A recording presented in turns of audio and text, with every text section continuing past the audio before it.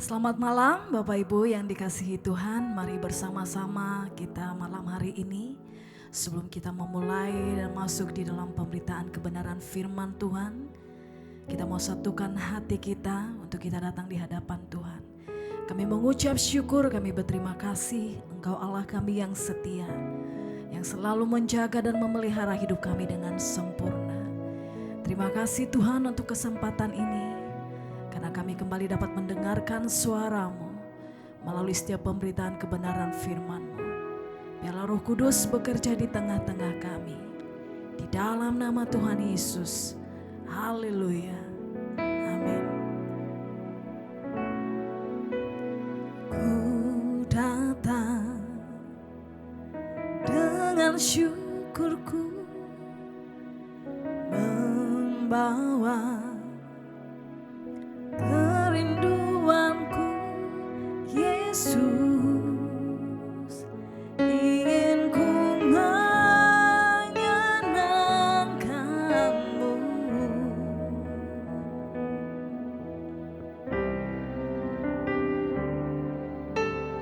Karya-Mu indah bagiku, kasih yang menyelamatkanku, Yesus. Inilah persembahanku.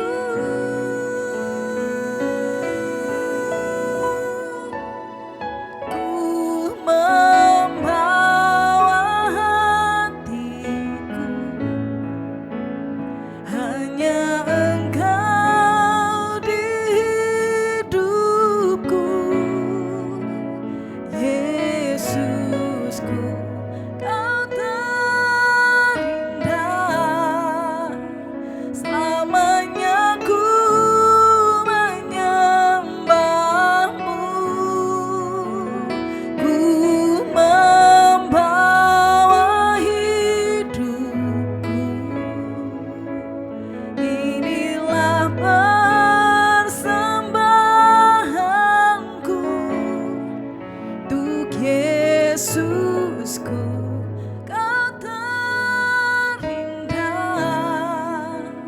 Selamanya ku menyembah-Mu, Yesus.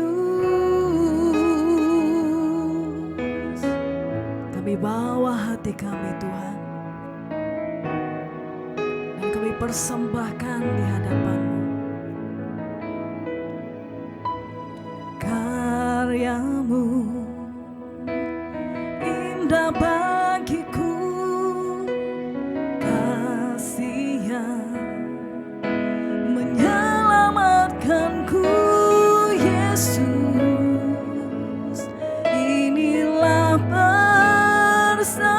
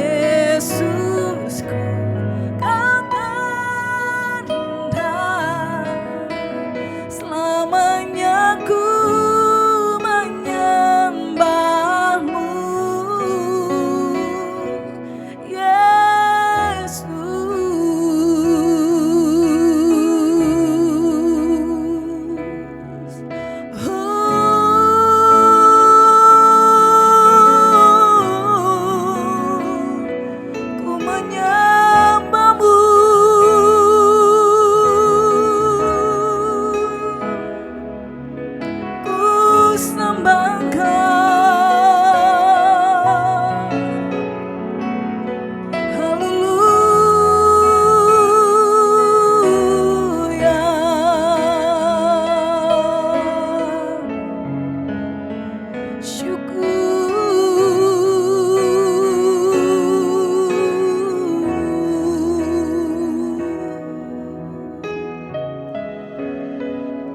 kasih Tuhan. Haleluya. Selamat malam Bapak Ibu yang terkasih dalam Tuhan. Senang sekali saya bisa menyampaikan firman Tuhan pada malam hari ini. Dan sebelum kita merenungkan firman Tuhan, mari kita berdoa. Terima kasih Tuhan buat malam hari ini. Kami yakin bahwa Tuhan bersama dengan kami semua, dimanapun kami berada, dan berkat-Mu Tuhan senantiasa Engkau curahkan pada kami. Lagi kami akan mendengarkan firman Tuhan, kiranya firman-Mu yang telah kami dengar boleh menjadi berkat bagi kami semua. Dalam nama Tuhan Yesus Kristus, kami sudah berdoa dan mengucap syukur. Haleluya, amin. Pada malam hari ini, kita akan membahas tentang teladan Yesus. Kita baca di Injil Yohanes pasal 13, ayat 13 sampai 17. Injil Yohanes pasal 13, ayat 13 sampai 17. Akan saya bacakan. Kamu menyebut aku guru dan Tuhan, dan katamu itu tepat. Sebab memang akulah guru dan Tuhan. Jadi jikalau aku membasuh kakimu, akulah yang adalah Tuhan dan gurumu, maka kamu pun wajib saling membasuh kakimu. Sebab aku telah memberikan suatu teladan kepada kamu, supaya kamu juga berbuat sama seperti yang kuperbuat kepadamu. Aku berkata kepadamu, sesungguhnya seorang hamba tidaklah lebih tinggi daripada tuannya, ataupun seorang utusan daripada yang mengutusnya. Ke-17. Jikalau kamu tahu semuanya ini, maka berbahagialah kamu jika kamu melakukan. Bapak Ibu yang terkasih dalam Tuhan, kalau kita baca Yohanes pasal 13, maka kita akan melihat ini merupakan bagian akhir dari pelayanan Yesus sebelum dia ditangkap oleh para prajurit. Jadi sebelum ditangkap, Yesus itu sedang mengadakan makan bersama, dan ketika di tengah-tengah makan bersama, Yesus, kalau kita baca di ayat 1, Yesus itu tiba-tiba membuka jubahnya, dan dia memakai jubah seorang pelayan, dan mengikat kain di pinggangnya, dan dia langsung membasuh kaki murid-murid. Bapak Ibu yang terkasih dalam Tuhan, apa yang dilakukan Yesus itu sebenarnya itu bahkan tidak hal yang tidak lazim, tidak biasa. Karena tidak seharusnya seseorang yang berkedudukan tinggi, entah itu umur, entah itu status sosial atau apapun, itu membasuh kaki. Bahkan usia sebaya pun kalau melakukan pembasuhan kaki, itu pun dirasa kurang umum gitu ya. Jadi apa yang dilakukan Yesus ini sebenarnya pada tradisi itu sepertinya tidak umum dilakukan. Nah, apa yang tidak umum dilakukan, Yesus melakukan terhadap murid-muridnya. Dan kita tahu ketika kita baca, maka semua murid-muridnya itu menerima pembasuhan kaki yang dilakukan oleh Yesus. Setelah selesai semuanya, di ayat 13 dikatakan, Yesus berkata gini, kamu menyebut aku guru dan Tuhan. Yesus berkata gini, kamu menyebut aku ini guru dan Tuhan. Karena kalau kita baca ayat pasal-pasal sebelumnya, Yesus itu mengadakan mujizat yang begitu luar biasa. Yesus itu mengajar kepada orang banyak hal tentang kerajaan Allah, tentang apapun gitu. Yesus itu meyakinkan kepada masyarakat umum bahwa aku ini diutus Tuhan, aku ini memang benar-benar Tuhan. Dan dia membuktikan banyak hal. Salah satu yang dia buktikan adalah tentang kematian Lazarus. Pada waktu Lazarus mati, memang Yesus itu sengaja untuk tidak datang kepada Lazarus ketika sakit, tetapi Yesus itu menunggu Lazarus itu mati. Sengaja Yesus itu menunggu Lazarus mati, setelah itu ditunggu lagi selama 4 hari. Artinya memang benar-benar Lazarus itu mati, betul-betul mati. Dan saudaranya perempuan berkata, Tuhan kalau itu dibuka, bau, kan sudah 4 hari. Dan kita tahu semua bahwa Lazarus itu bangkit dari kematian. Itu membuktikan bahwa Yesus itu benar-benar Tuhan. Siapa yang bisa membangkitkan orang mati? Dan kalau kita baca peristiwa itu, Tuhan tidak memohon kepada Allah untuk membangkitkan Lazarus, tidak. Tetapi Yesus itu memohon supaya orang-orang di sekitarnya itu percaya kalau aku ini Engkau yang utus, Bapa yang mengutus aku. Dan semua orang kaget. Ternyata orang yang sudah 4 hari mati, bangkit. Tidak hanya Tuhan, tetapi guru. Yesus itu juga mengajar banyak hal. Yesus tidak hanya membuat mujizat, tetapi juga mengajar banyak orang. Dan di sini dikatakan gini, kamu menyebut aku guru dan Tuhan. Ayat 13, masih 13 dikatakan, dan katamu itu tepat. Sebab memang akulah guru dan Tuhan. Tindakan yang dilakukan oleh Yesus tadi, kamu menyebut aku guru dan Tuhan. Dan memang aku guru dan Tuhan. Dan yang 14 dikatakan begini, jadi jikalau aku membasuh kakimu, dikatakan jika aku membasuh kakimu, ada tanda koma, aku yang adalah Tuhan dan gurumu. Jadi Yesus ingin ngajar gini, aku basuh kakimu nih. Aku yang kamu lihat guru dan Tuhan, maka kamu pun wajib saling membasuh kakimu. Di sini saya mendapatkan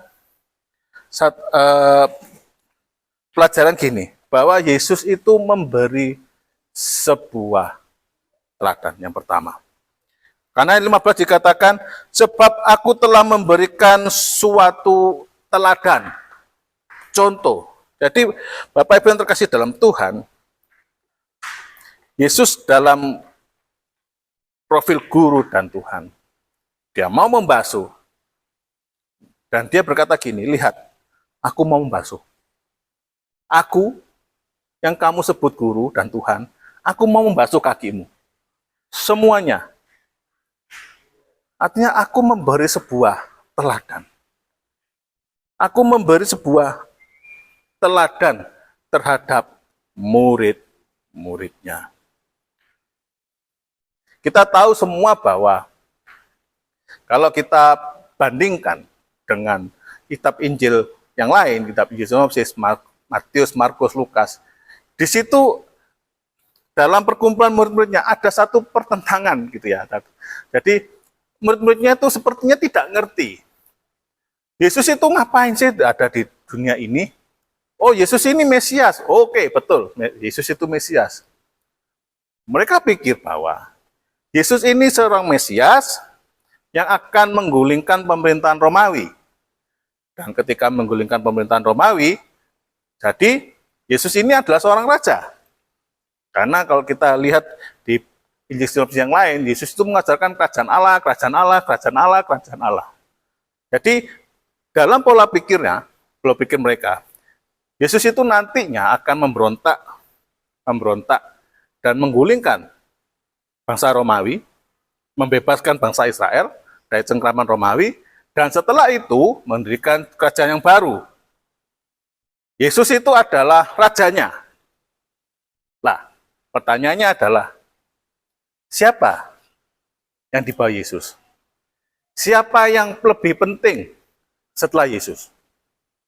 Kalau kita baca di Injil Sinoptis, maka terjadilah debat-debat, terjadilah pertengkaran-pertengkaran, perselisihan-perselisihan yang membahas tentang saya ini lebih penting daripada kamu. Oh enggak, kamu yang lebih penting, aku yang lebih penting. Oh enggak. Bayangkan 12 orang ribut tentang satu hal.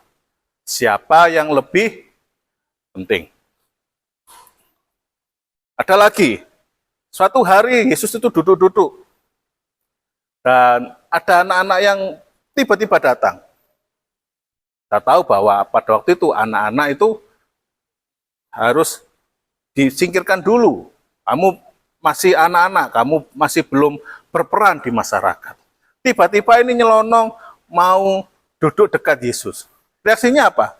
Udah, jangan deket-deket sama Yesus. Itu berarti bahwa di dalam tubuh, di dalam perkumpulan murid Yesus, ada ego yang dibangun. Ada satu egoisme. Jadi siapa yang lebih penting daripada ini semua? Nah, Yesus memberi sebuah teladan, membasuh murid-muridnya, membasuh kaki murid-muridnya.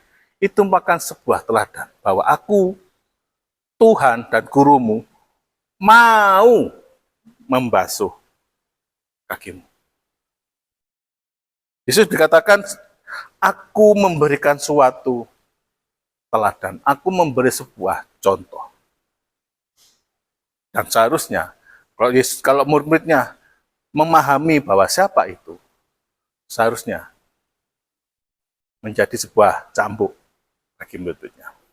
Bapak Ibu yang terkasih dalam Tuhan, ketika kita membaca kisah ini, seharusnya kita itu malu ketika kita berkata bahwa pelayan saya lebih penting daripada kamu. Apa yang saya lakukan itu lebih penting dari apa yang kamu lakukan. Yang kamu lakukan, aduh, gerejamu seberapa besar? Oh, lebih penting gereja saya. Gereja saya besar. Ketika kita dalam pelayanan, kita masih mempunyai prinsip-prinsip seperti itu. Seharusnya kita malu. Karena apa? Yesus mau memberi sebuah contoh. Mau merendahkan diri. Yesus dalam figur guru dan Tuhan, dia mau merendahkan diri. Mau menganggap bahwa aku tidak penting. Kalau dalam pelayanan kita masih menganggap pelayananmu tidak penting. Yang penting itu saya. Apa yang saya lakukan itu jauh lebih baik. Belajarlah Yesus. Yesus itu mau merendahkan dirinya. Bahkan dia siap ketika murid-muridnya berkata, Yesus ternyata kurang penting ya, dia harus siap. Karena dia memberi sebuah teladan bagi murid-muridnya. Dan dia juga memberi teladan bagi kita semua yang menganggap bahwa kita ini adalah seorang pelayan Tuhan. Jadi Bapak Ibu yang terkasih dalam Tuhan, ketika kita melayani Tuhan, marilah kita meneladani teladan Tuhan. Yang mau merendahkan dirinya. Yang mau menganggap orang lain itu lebih penting daripada saya. Orang lain itu juga sama pentingnya dengan saya. Pak, dalam organisasi, dalam pelayanan kan memang butuh siapa yang memimpin, siapa yang dipimpin. Betul. Dalam pelayanan memang harus ada keteraturan. Siapa yang punya wewenang mengatur segala sesuatu, siapa yang harus diatur supaya semua berjalan dengan baik. Jangan sampai ketika dalam satu pelayanan semuanya tidak teratur. Jadi ada beberapa orang yang memang punya wewenang untuk mengatur. Tetapi itu tidak Tetapi itu tidak lantas bahwa pelayananmu itu tidak penting. Saya yang penting karena saya ini yang mengatur segalanya. Saya yang mengatur segalanya. Saya tahu semuanya. Dan wewenang itu di tangan saya. Dan kamu cuma nurut saja. Apa yang dilakukan Yesus seharusnya menjadi cambuk bagi kita. Apa yang dilakukan oleh Yesus seharusnya membuat kita malu. Ketika dalam pelayanan kita tinggi hati. Dalam pelayanan kita menganggap bahwa saya lebih penting. Jadi Bapak Ibu yang terkasih dalam Tuhan, peristiwa ini mengingatkan kita bahwa Yesus sudah memberi teladan, merendahkan hati. Yang pertama. Yang kedua, Bapak Ibu yang terkasih dalam Tuhan, apa yang dilakukan oleh Yesus itu tadi saya berkata bahwa tidak umum. Tetapi, apa yang dilakukan oleh Yesus itu menunjukkan kasihnya kepada murid-muridnya. Yesus ini sangat mengasihi ke-12 muridnya. Kalau kita membaca kitab Injil Sinopsis dan Yohanes, maka kita mendapati bahwa murid-murid Yesus itu beraneka ragam. Ada nelayan, ada pemungut cukai, ada orang selot yang kontra dengan pemerintahan, dan macam-macam. Tetapi 12 orang ini tidak ada satupun yang punya latar belakang yang pendidikan Taurat, tidak ada. Tidak ada. Dan itu semua punya latar belakang yang berbeda-beda. Dan ketika Yesus satukan, ada begitu banyak hal yang mereka alami. Ada pertentangan sana-sini, ada yang tidak cocok sana-sini. Bahkan ketika Yesus makan dan Yesus diurapi oleh seorang wanita. Ada orang yang ternyata perhitungan, yaitu Yudas Iskariot. Dia berkata, itu boros. Lebih baik kan harga minyaknya itu gak usah dibelikan minyak, habis itu uangnya diberikan kepada orang miskin. Sebenarnya itu bukan dia mengasihi orang miskin, tetapi karena dia pelit. Ada begitu banyak karakter dari murid-murid Yesus. Tetapi Yesus tetap mengasihi. Bahkan Yesus pernah berkata gini, ketika dia mengajar perumpamaan, dia menjelaskan dia menjelaskan perumpamaan itu, dan Yesus bertanya gini, apakah kamu kok nggak mengerti?